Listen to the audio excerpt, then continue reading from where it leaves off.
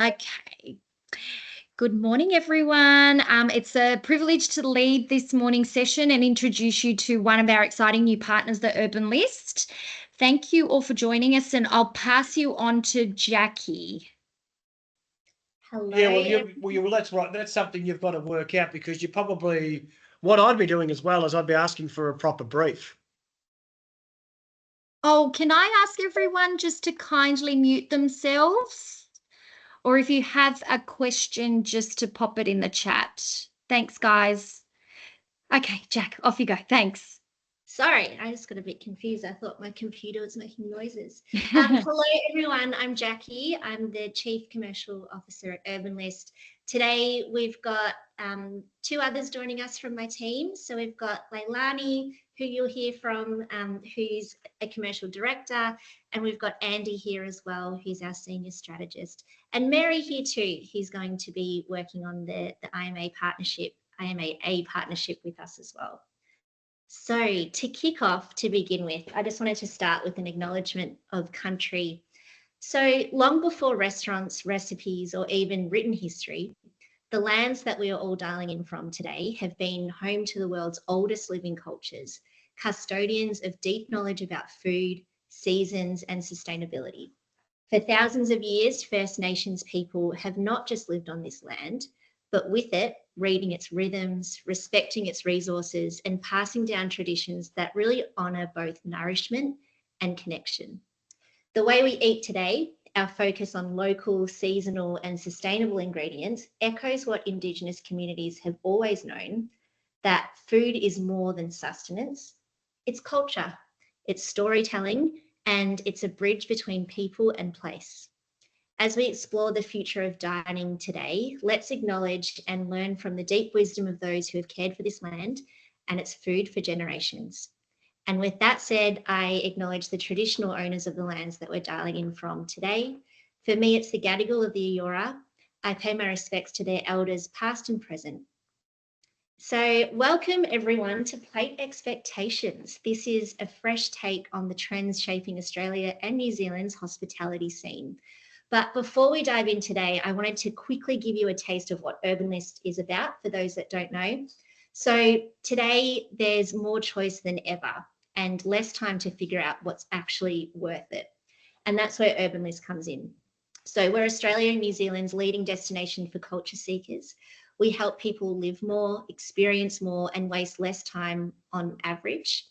Every month we reach over 3 million highly engaged, high intent consumers, connecting them with the best places to eat, drink, stay, shop, and experience.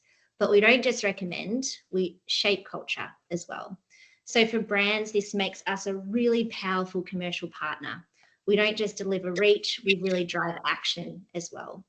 Our content converts, our insight shapes strategy, and our ability to put the right brands in the right moments is why 1 in 2 of our readers make a purchase after seeing us recommend something. But we're more than just recommendations. We're a cultural curator. We know that matters, we know what's next, and we know what's worth your time, whether it's emerging trends, shifting consumer behaviours, or the next big thing. Our audience is already there. So now let's take a look at where their taste buds are at and dive into Plate Expectations. Leigh, can you change the slide for me, please?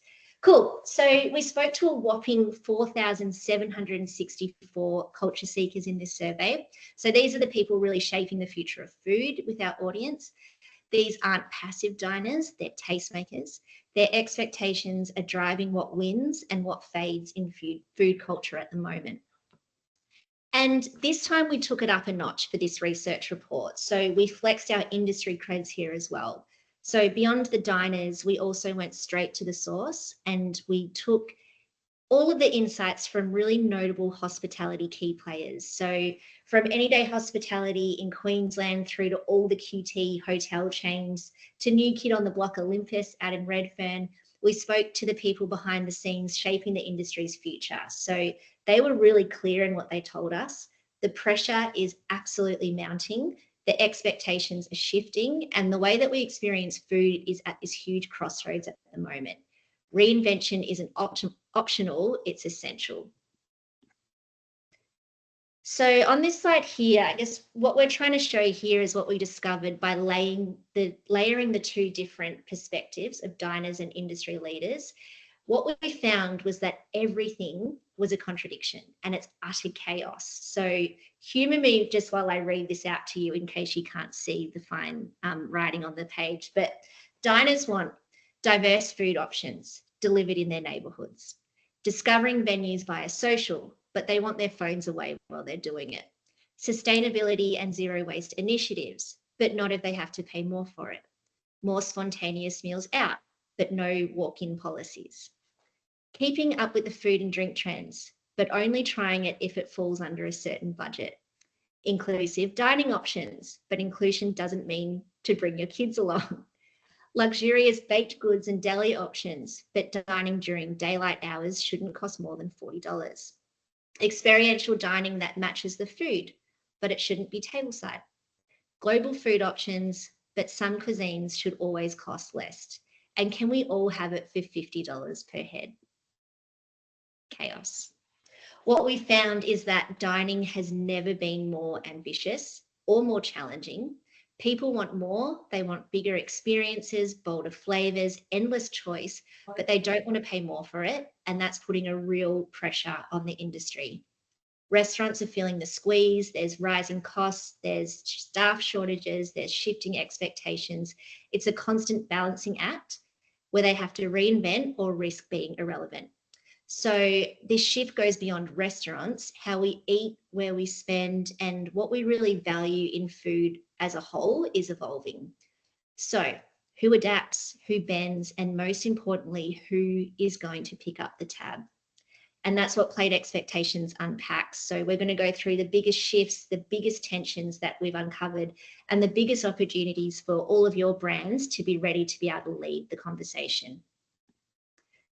So what's on the menu today? We've got 5 defining forces that are shaping the future of dining, and we're going to go through them all in detail. And these aren't just trends, they're major behavioral shifts, and brands that align with them early will absolutely lead the conversation. Andy, I think I'm passing to you. Thank you. So welcome to your first course this afternoon, Forking Out. So we've seen that affordability is the new battleground, but it's not just about slashing prices, it's about rethinking value, and that's shaping the way that we eat out. So on one side, you've got diners who've made eating out a lifestyle, grabbing a bite multiple times a week like it's second nature. And yet, despite dining out becoming more frequent, one thing that we found is clear, and that the bill isn't keeping pace. So as diners make eating out a bigger part of their routine, expectations are shifting. And we're seeing that affordability isn't just a bonus anymore, it's the main event. But what does this look like in practice? So for a large portion of the population, dining out remains a moment to enjoy, but again, one that's tethered firmly to a price range. Right now, 40% of diners are comfortable spending between $50 and $100 per person, but we see this momentum shifting. More consumers are landing in the $30 to $50 range, driving demand for mid-range, value-focused options. 3 in 4 of our audience are looking for more price-friendly eats moving forward, and a third of the in-the-know culture seekers want hype bites at a more affordable price point. Yet 58% of our hospo friends and industry insiders are citing that rising costs are the biggest issue they're facing in 2025. So the message is clear. Dining remains essential, but consumers are drawing firmer price lines. So let's explore how this looks for occasion-based dining.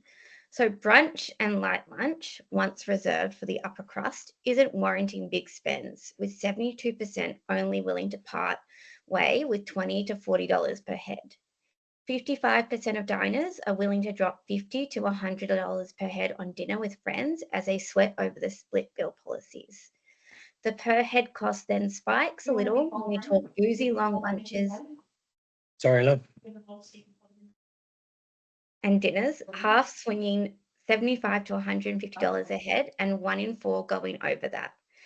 And the special occasions, 30ths, 40ths, engagements, au revoir shindigs bring about a larger investment, half dropping $100 to $200, and 3 in 10 going over the $200 per head. Yet, despite tightening their wallets, diners aren't willing to sacrifice quality. A huge 93% say that atmosphere plays a key role in elevating a meal. But when it comes down to it, 3 in 5 still put food first, proving that while vibe matters, great eats and real value win every time. But that leaves our restaurateurs and our industry mates in a tough spot. On one side, rising costs. On the other, a diner who wants a premium experience without the premium price tag. So it's a really high stakes balancing act. We've got to serve up top tier food, deliver an unforgettable atmosphere, and keep it all at a price that feels accessible but never cheap. So, altogether, what does this mean for an industry caught in a cyclical paradox? Dining out isn't necessarily about spending less, it's about spending smarter. So our diners want value over extravagance, elevated experiences without the hefty price tag, and affordability without compromise, quality without excess, and every dollar needs to count. And it's this mindset that underpins all facets of our research in this report. So for restaurants, it's both a challenge and an opportunity. So the winners here will be those who balance experience with accessibility through curated menus, inventive pricing, and fresh approaches to the dining experience. And we recognize that for our audience, the solution isn't cut and dry. But for marketers, publishers, and us as a trusted source of recommendation, it acts as a reference point that we need to coming back to. And each of our initiatives to follow in this report keeps this thinking at the heart of it.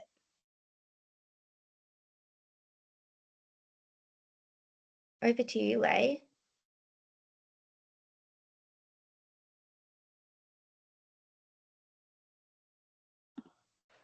I think Leigh might be frozen in time. Shall we take over? Yes.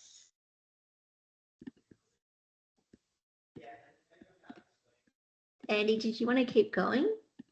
Yes, Leigh's driving the presentation. So do you want me to keep just talking? Yeah. Okay. So this brings us to our next section, which is palate passport. And we see that today's diners are looking for something beyond the familiar. They're hunting for bold global flavors and immersive culinary experiences that they see on the world stage. So the question is the local dining scene keeping up? Some cuisines are celebrated and some are sadly overlooked. Some are seen as premium while others are expected to be cheap. So why is that and how can we change people's perceptions? So let's explore how global tastes are reshaping local dining and what this means for brands who want to be present and relevant amongst the locals.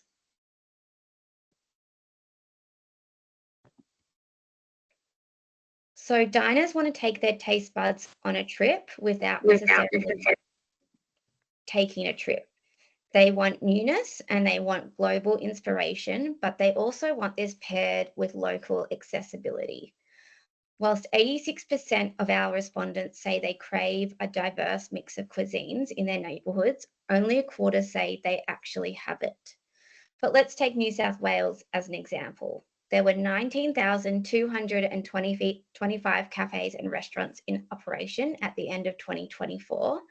And despite this booming number of venues, it's not about adding more restaurants. Again, the challenge and opportunity is right in front of us. It's about broadening the cultural flavours that establishments bring to the table. And diners are hungry for more than just their old faves. They want to expand their palate at a spot not far from where they are. Sorry, I'm back. I don't know what happened there.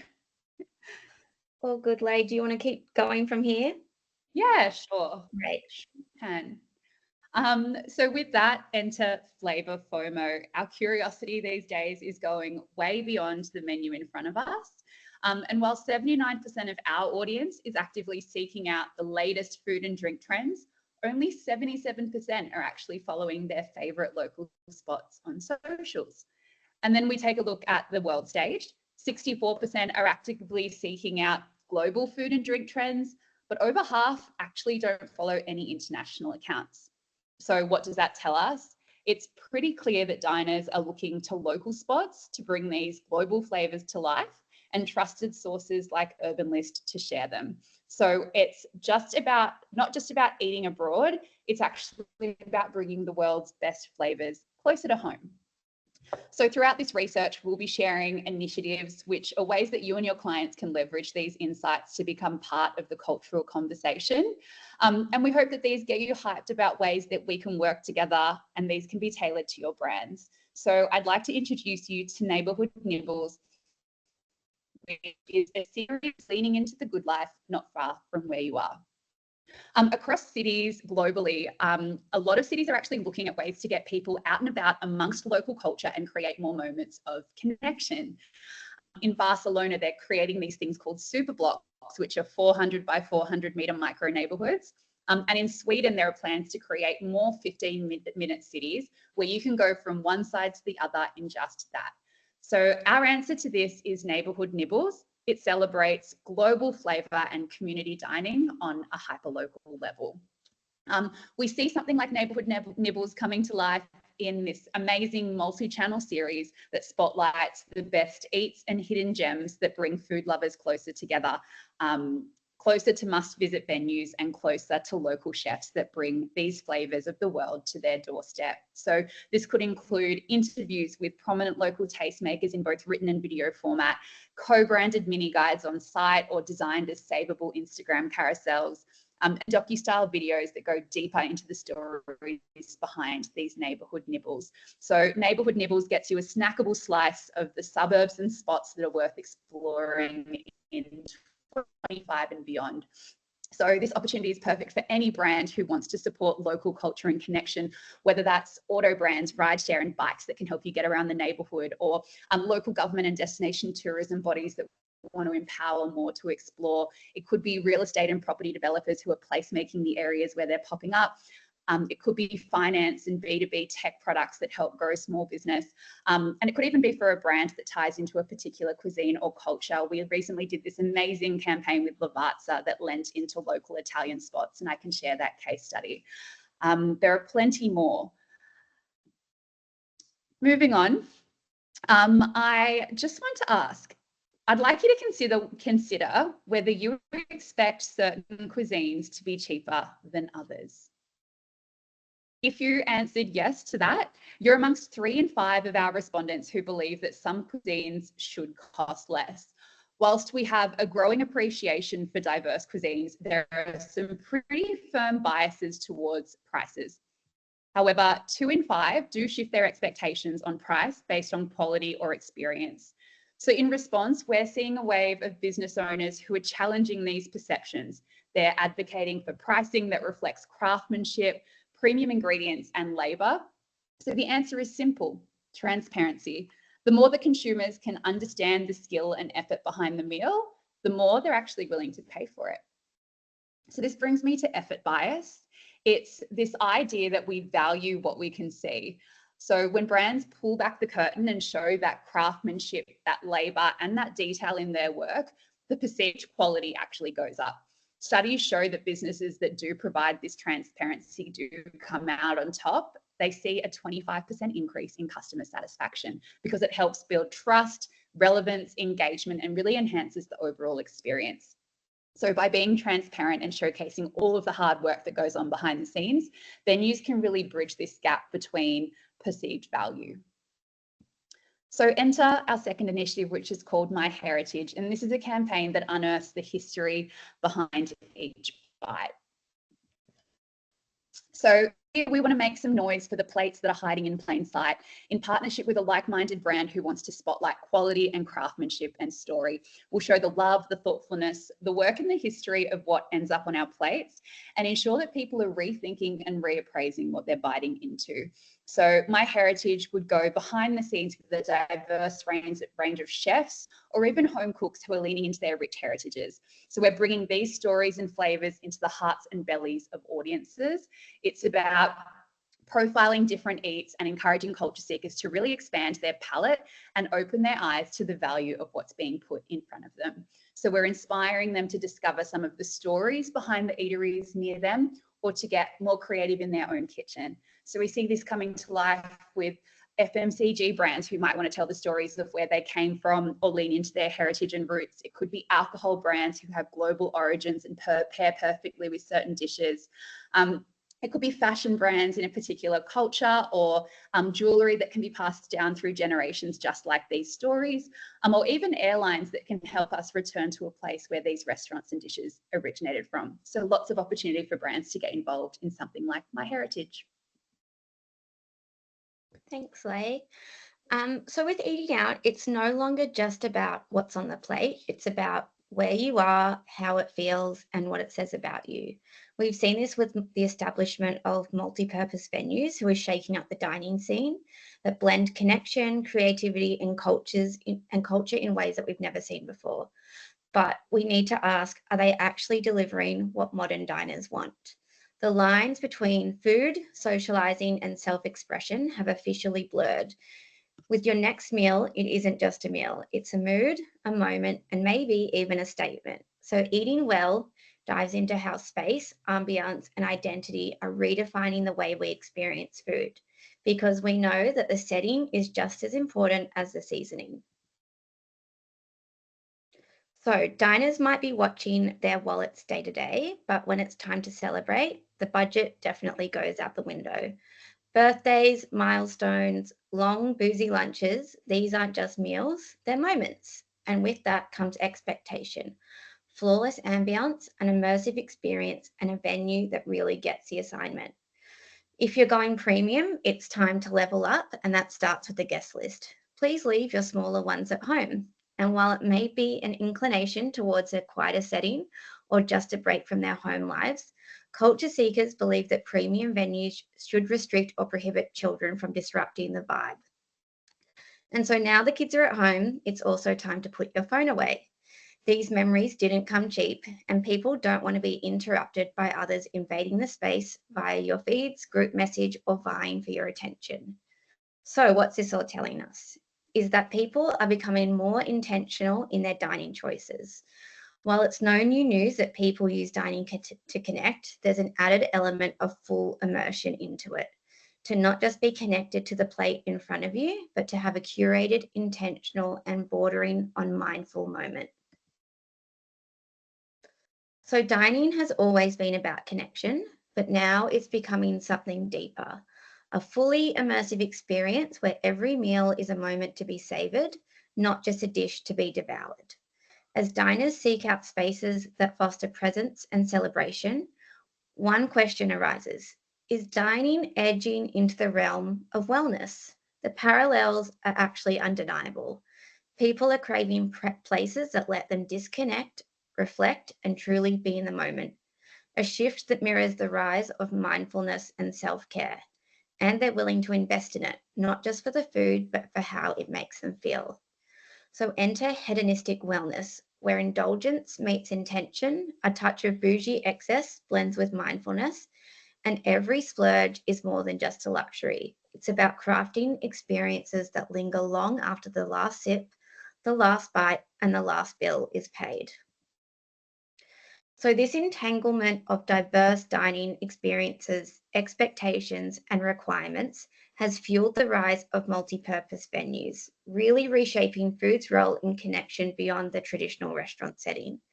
These spaces are blurring the lines between eating, socializing, and experience, shifting food from mere consumption to a catalyst for connection. So this is flexibility at its finest. Today's diners want the freedom to drift between moods, settings, and even identities all in one place. What we're seeing is that venues are no longer defined by the sign on the door, and they're doing it all from sunup to sundown. Innovation is shaping space itself, breaking down structural barriers and outdated perceptions. As the hospitality industry shapeshifts to meet the evolving needs of diners, venues are becoming memory-making hubs designed to cater to whatever the mood strikes. And dining doesn't stop when the last bite hits the plate. It's woven into the stories we share, the places we keep coming back to, and actually the way we bond over our favourite tastes.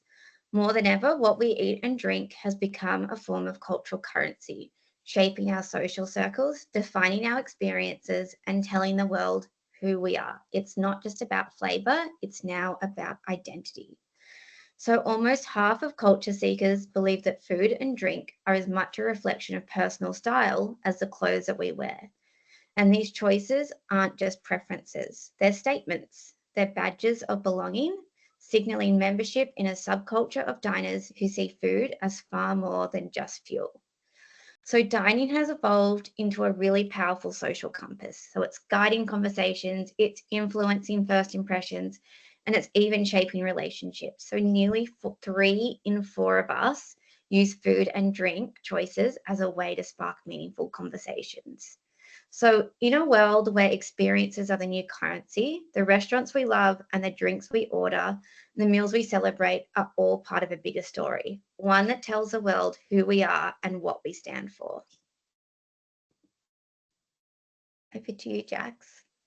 It's me. This one really excites me, everyone. So this brings us to our third initiative off the back of those insights, and it's called Artful Feast. So now, yeah, this one, it's cool and it's designed for culture seekers who really crave more than just a meal. And we've been lucky enough to secure the rights via an agency called Creative Fields to produce Artful Feast. So bring the format all the way from Spain to our shores here in Australia and New Zealand. So this immersive experience pairs avant-garde chefs with visionary artists, transforming food into a fusion of flavors and storytelling. So every dish in itself for these events will be an artwork. The Artful Feast, it's going to be a sensory journey, so guests can indulge in a 4-course tasting menu inspired by an artist's creative evolution. And it really connects with art collectors, food obsessives, and cultural tastemakers in different pockets around Australia. So for brands, this isn't just a dining event, it's a statement. So a really rare opportunity to step into the cultural conversation where food, art, and experience will all collide. Back to me, I think. So the next section is all about whether the home is becoming the next frontier for dining culture. The lines between home cooking and dining out are really starting to blur. So what does this mean for the future of food, hospitality, and brand influence? We'll break it down in recipe to repertoire. If we take a look at the last few years, nailing everything from the perfect plating to the perfect playlist was everything when it comes to hosting. Tablescaping entered the chat, hashtag hosting error was trending online, and highly curated socials really left hosts with this pressure to perform. Everything felt really high production, highly documented with high stakes. If you're like me and like more than half of our audience, you'll admit to feeling stressed or nervous ahead of cooking for a group or hosting a special occasion. But our audience does still want to host more moments at home with those that they care about. And at-home dining is really set to continue to thrive. 68% of our audience say that they're going to continue leveling up their dinner parties into 2025. Where we used to see social media piling on the pressure for at-home hosts, we're now really seeing this shift towards function over perfection. Our audience is turning to socials for inspo. 2 in 3 regularly save reels and TikToks that fuel their kitchen creativity. And whilst we're still seeing inspiration on socials, our hosts wanting to replicate those Insta-worthy dishes in their dining rooms? The answer is no. So enter messy dinner parties. This year, we're welcoming more experience, more fun, unfussy, and full of personality moments. Hosting is set to become a lot less aesthetic, with more vibes and catch-ups that are more casual and chaotic and filled with good food and good chat like it should be. So foodies are set to get even more creative in the kitchen. 56% have a signature dish that they love sharing, mostly for special occasions though. And nearly a third of our audience are actually on their journey to developing their own. So the rise of these messy dinner parties will take us back to what truly matters, those meaningful moments over a flawless feed. So let's forget those polished tablescapes and fussy plating. This is dinner the way that it's meant to be in messy dinner parties. This initiative really celebrates that beautifully chaotic, wine-spilled, sauce-splattered joy of hosting, without any of the pressure. It's all about big flavors, big laughs, and a table of people who don't actually care if the napkins match. This comes to life with a Messy Dinner Party's digital playbook, an interactive online experience that lives on our site for the at-home host. It'll contain recipe ideas, ways to set the vibe, and advice on how to live in that moment when you're hosting. We'll even enlist the help of various creatives and chefs, comedians, and culture makers. So anyone who really celebrates the art of imperfect hosting. We can add in messy dinner party TikTok diaries, anti-aesthetic dinner party tips on socials, and talent-led videos. So this one is perfect for any brand who wants to be part of those completely unforgettable moments of magic and help us toast to the mess along the way. So obviously think FMCG and alcohol, but also homewares, furniture stores, kitchen appliance brands. Property partners who know that the heart of a home is in the kitchen, or any partners that want to help us clean up mess after these. So anything from cleaning products to recycling services like Containers for Change. We're inviting you to our messy dinner party, which is where the best nights get a little saucy. Cool. This one's still me? I think so. So we are experiencing a green shoot moment. This is where traditions are being uprooted and fresh ideas are absolutely flourishing across kitchens, bars. There's this really renewed excitement as a wave of emerging talent brings fresh energy and bold ideas to the table. But the question is, how will the industry nurture this momentum? From tastemaker conversations, it was really clear that there's one thing that's getting the industry hyped heading into 2025 and beyond. And it's that young talent is really rising to the surface, bringing with them this splash of creativity. They're redefining purpose and really shaping the scene to plate up showstoppers. On the right here, we can see some of those quotes that came through. Chefs and other creators who are forging their own career paths, creativity, willingness to change, passing the torch to the new guard, young emerging talent. Fame in the food game is really being rewritten, and the spotlight is shifting to those who do champion inclusivity, respect, and young innovation coming through the kitchen. So quite clearly, it's about creating space for these green shoots to come through, passing over the knives, pots, and pans, and giving them space and grace to shine in their best light. Which brings us to the initiative that matches those beautiful insights, and it's called the Urban List Test Kitchen. So with this, we really know that chefs are hungry to experiment, push the limits of flavour and serve up something new. But in an industry where the risk is super high at the moment, where do they actually get to test those big ideas? And that's where Urban List Test Kitchen comes into play. So for a limited time, we're going to be taking over Elvina in Sydney's Northern Beaches, turning it into a creative playground for emerging chefs. So this will be a space where they can come and push boundaries, run their own service, and bring dishes to life that they've never hit a menu before. And we're not just giving them the kitchen, we're giving them the whole platform as well. So each residency is fully backed by a full-scale marketing campaign across Urban List. So editorial, social, video, storytelling, everything that puts these chefs on the radar of Australia's most engaged food lovers. So this will be where the future of food really gets its first audience. And it's a really special one. Yeah, I love that one. There's this growing consensus that progress must be purpose-driven. So inclusivity, diversity, sustainability aren't just optional extras for diners anymore, and they're really shaping this evolution of the modern hospitality industry. Over half of the tastemakers that we spoke to say that diners are demanding more sustainable options. So whether it's rethinking supply chains or championing underrepresented voices in their leadership, the industry is really more committed to a more conscious and community-driven approach. 85% say that this gives their venue a competitive edge. For diners, sustainability isn't just a nice to have, it should be a key ingredient without dominating the dish. So whether it's elevating Indigenous ingredients, prioritising ethical sourcing, or making space for diverse perspectives, the future of dining isn't just about what's on our plate, it's about who's at the table and how they're shaping a better and more inclusive culture. Sorry, I had to flick between going off mute and changing the slides. Introducing Industry Roundtable, a beautiful initiative. So we know that the best ideas hospitality don't come in boardrooms, they happen at the table. So it's happening over great food with the right people in the room. And from our research, we learned that the industry is screaming for more opportunities to learn from each other and really level up. And this is where Urban List is able to support. So we're supercharging the industry's growth here with industry roundtables. So this will be a series of exclusive solution-driven dining events designed to tackle hospitality's biggest challenges. And from what we've heard today, there are so many. So it'll be hosted in standout venues across the country. Each session will bring together chefs, operators, and next-gen talent for think like unfiltered discussions on the future of food, innovation, and business sustainability. So an example of what one of these could be would be the real cost of dining. Is the industry's pricing model broken? And these are the types of topics that we'll unpack.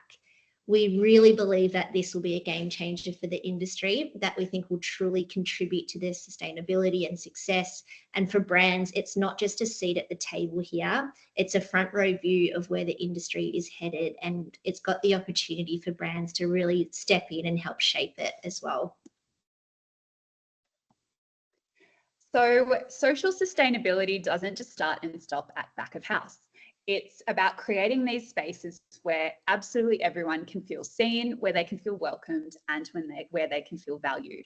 The modern diner does expect more than just great food, as we've heard throughout, and they're seeking out spots that do champion diversity, that foster inclusion, and that do prioritize accessibility. So from hiring practices to menu offerings, the design of their physical spaces to the language on their website, the industry is really being called to step up. And the numbers prove it. Over half of diners are saying that representation, diversity, and inclusion are non-negotiables for them. So forward-thinking venues really need to shift their focus to not only cater to a wide range of dietary needs, but they also need to consider creating experiences that are physically and socially inclusive. This echoes what we uncovered in our Good Company research report last year, that culture seekers are more likely to support brands that are allies with the areas that they care about. 25% of our audience told us that they have a family member or a close friend who identifies as someone with a disability. And 1 in 3 people living with a disability have avoided going to bars, cafes, and restaurants due to fear of discrimination. This isn't just a passing trend, it is the foundation of a new era of hospitality. And it's one where an open door means an open and welcoming experience for everyone. So this last initiative is called Welcome Dining, and this is a commitment to making welcome practices in dining an absolute must. In 2020, we were the first publisher to introduce image and video descriptions on Instagram for visually impaired readers, and we regularly share our platform with those from the disabled community, including James Parr and Hannah Davini. In 2025, we're recognizing that we at Urban List do want to be part of the shift towards a more inclusive hospitality industry with this concept, Welcome Dining. We've enlisted the support, expertise, and credibility of an NDIS approved not-for-profit organisation, and we're looking for a like-minded brand who wants to walk alongside us in being part of this change. This comes to life in the form of guest editorships and guides to dining out where you can feel most welcome, venue collaborations with bespoke menus, and docu-style video telling.